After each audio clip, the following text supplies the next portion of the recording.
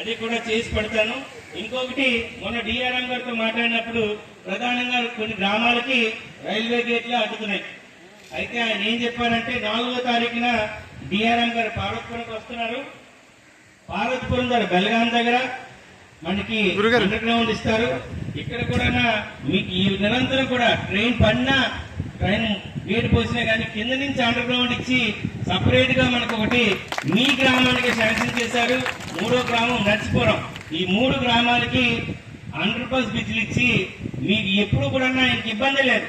ఎన్ని ట్రైన్లన్నీ ఏమని కానీ మీ కింద నుంచి కానీ రైతుల టైంలో ఎవరుంటే ల్యాండ్ అక్విజిషన్ మీరు గ్రామస్తులు సపోర్ట్ చేయగలిగితే మీకు నిత్యం ఇంకా ఎప్పుడు కూడా వేడితో సంబంధం లేకుండా చేయించే బాధ్యత డిఆర్ఎం గారు ప్రామిస్ చేస్తారు. 4వ తారీఖున ఆయన వస్తున్నారు. వచ్చేటప్పుడు ఈ గ్రామాన్ని కూడా విజిట్ చేస్తారు.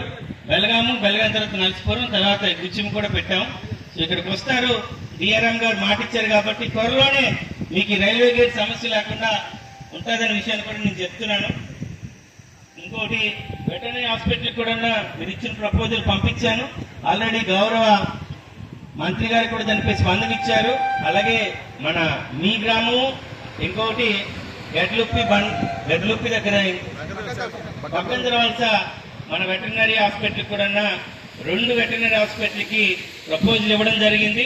త్వరలోనే మీ అందరికి కూడా ఆ విషయాలన్నీ అంటే మనం మాటలు చెప్పి